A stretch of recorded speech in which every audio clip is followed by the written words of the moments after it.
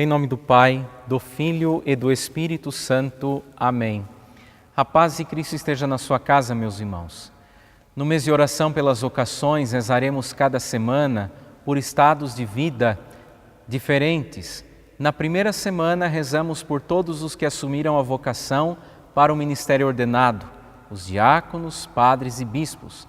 Essa oração nos fará mais firmes e fiéis a Cristo em tudo o que fizermos. Juntos ouçamos a palavra. Proclamação do Evangelho de Jesus Cristo segundo Mateus. Depois que a multidão comera até saciar-se, Jesus mandou que os discípulos entrassem no barco e seguissem à sua frente para o outro lado do mar, enquanto ele despediria as multidões. Depois de despedi-las, Jesus subiu ao monte para orar a sós. A noite chegou e Jesus continuava ali sozinho. A barca, porém, já longe da terra, era agitada pelas ondas, pois o vento era contrário. Pelas 3 horas da manhã, Jesus veio até os discípulos, andando sobre o mar. Quando os discípulos o avistaram, andando sobre o mar, ficaram apavorados e disseram: "É um fantasma!" e gritaram de medo. Jesus, porém, logo lhes disse: "Coragem, sou eu, não tenhais medo." Então Pedro lhe disse: "Senhor, se és tu, manda-me ir ao teu encontro caminhando sobre a água." E Jesus respondeu: "Vem." Pedro desceu da barca e começou a andar sobre a água em direção a Jesus.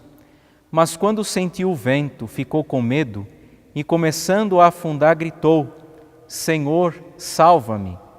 Jesus logo estendeu a mão, segurou Pedro e lhe disse: "Homem fraco na fé, por que duvidaste?" Assim que subiram no barco, o vento se acalmou.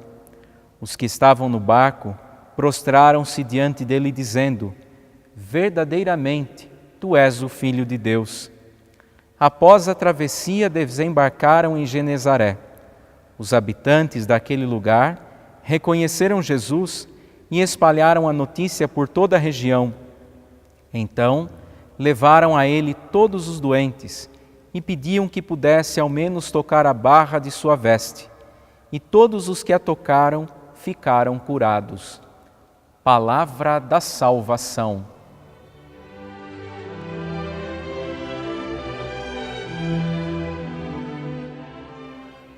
Meus irmãos, para uma breve reflexão, vou olhar um pouquinho o final do Evangelho. Pediram para ao menos tocar a veste de Jesus e ficaram curados. A Eucaristia, a participação consciente, frutuosa na Eucaristia, vai muito além de tocar a barra da veste de Jesus, é tocar o próprio Deus em oração, na palavra e propriamente na sua presença real em comunhão. É o Senhor no meio de nós, que realiza grandes e belas coisas e nos chama a ser verdadeiramente discípulos, para que passemos por esse mundo fazendo o bem.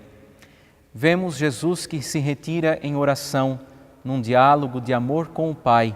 É importante, tendo o exemplo de Cristo, que se retira em oração, lembrar de que necessitamos, mesmo em meio a tantos compromissos, agitações e preocupações, lembram-se de que essa é a melhor parte, nos colocarmos aos pés de Jesus para escutar o que Ele diz, para rezarmos.